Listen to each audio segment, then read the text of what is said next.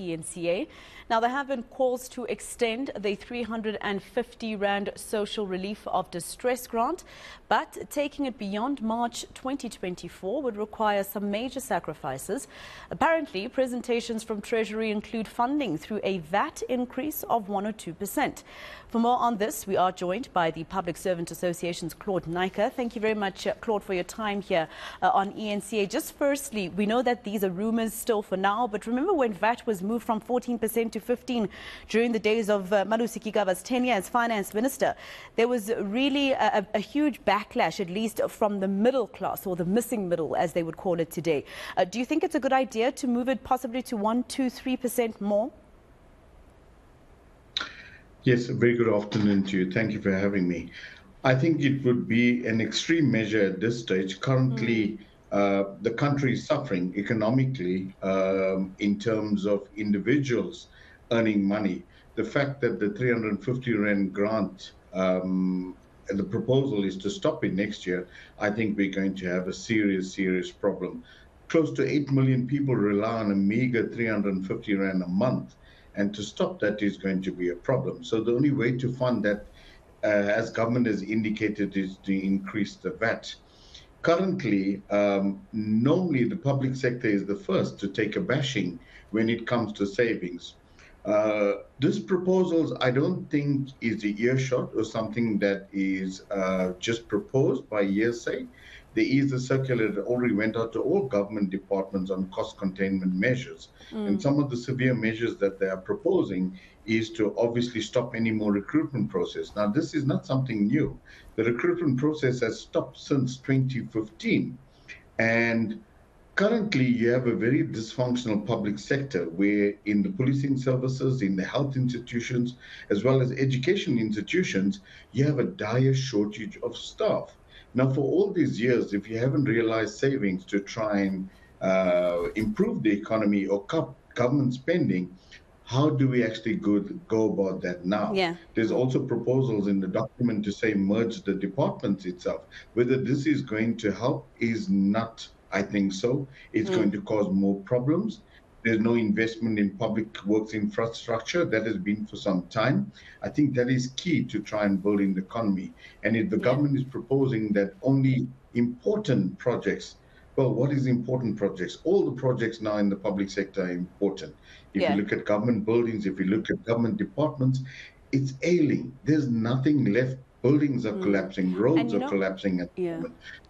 Yes. And when you talk about the fact that we need help in every department that we look at, our roads are collapsing, etc., and people are actually taking it on themselves to deliver those services to their own communities instead of waiting for government, right? And we've seen different political parties, especially on municipal level, and still there hasn't been much change in areas, for instance, such as Johannesburg.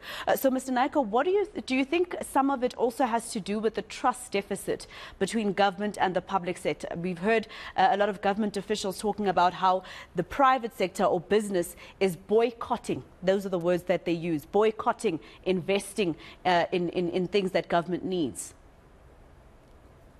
I think one of the key factors that you need to look at, and something that we've been advocating as the PSA, is that if you look at all these proposals, no matter when it emanated from or when it's starting, government never talks about rooting out maladministration, corruption.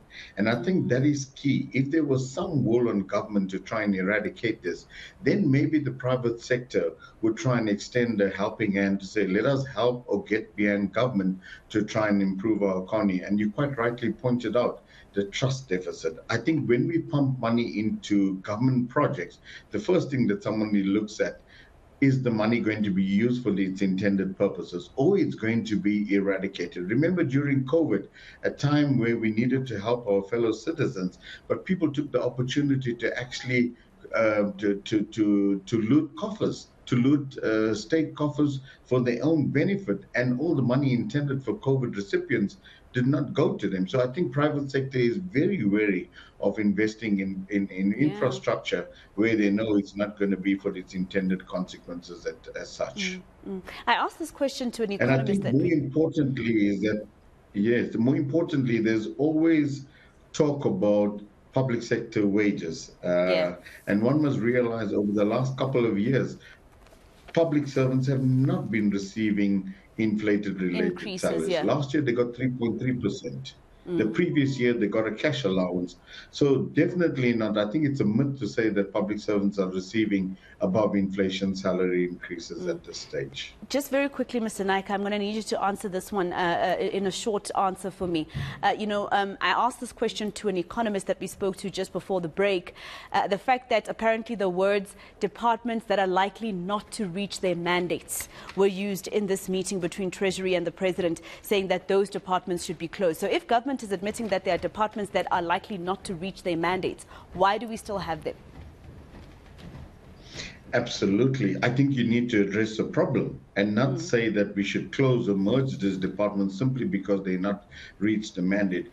If you do merge these departments, you're going to have severe problems as far as retrenchments. That's the only way you're going to take care of it.